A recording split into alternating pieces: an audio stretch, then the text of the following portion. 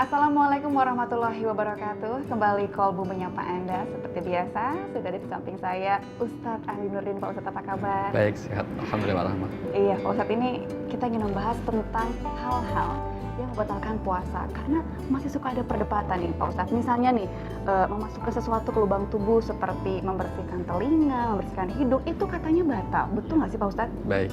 Sebelum kita masuk pada poin-poin seperti itu ya Mbak, ya penting untuk kita pahami bahwa ibadah puasa adalah ibadah yang sifatnya mahdhah, yaitu tuntunan syarat rukunnya semuanya telah diatur dalam agama. Itu satu.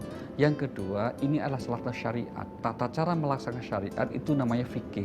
Kalau kita bicara fikih, maka akan kita bertemu sekian banyak pendapat ulama yang berbeda-beda. Secara garis besar tentang hal yang membatalkan puasa, kalau dari segi fikih itu cuma tiga, yaitu makan, minum, dan juga berhubungan suami istri. Tapi yang sebetulnya tidak kalah pentingnya adalah yang membatalkan pahala puasa.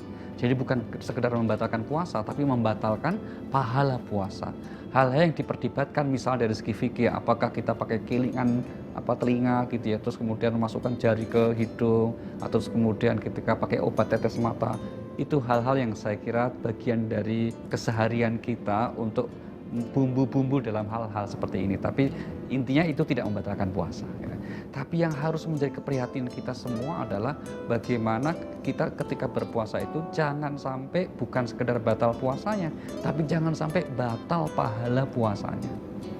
Misalnya apa? Kita sanggup tidak makan, tidak minum, tidak berhubungan, tapi ternyata tidak sanggup menjaga lisan kita dari bicara jelek. Tidak sanggup menjaga tangan kita dari menyebarkan hoax, misalnya. Itu berarti meskipun puasa, dia batal pahala puasanya. Kan jadinya sia-sia. Oleh Nabi dikatakan itu hanya berlapar-lapar saja. Tidak dapat kebaikan apapun dari puasa kita. Na'udzubillahi min dzalik. Sepertinya ini sesuai dengan pertanyaan dari sahabat Kolbu yang masuk nih, Pak. Iya. Jadi gini, pertanyaannya adalah, saya mendengar tetangga bergunjing. Nah, tentang teman saya. Kitanya tadinya nggak bergunjing, Pak. Tapi kemudian saya tertarik untuk mendengarkan. Nah, terus itu batal nggak puasanya, Pak Ustadz? Iya. Kalau puasa dari aspek fikihnya tentu tidak batal. Tapi dari segi pahalanya, hal yang dilarang untuk diucapkan juga dilarang untuk didengarkan.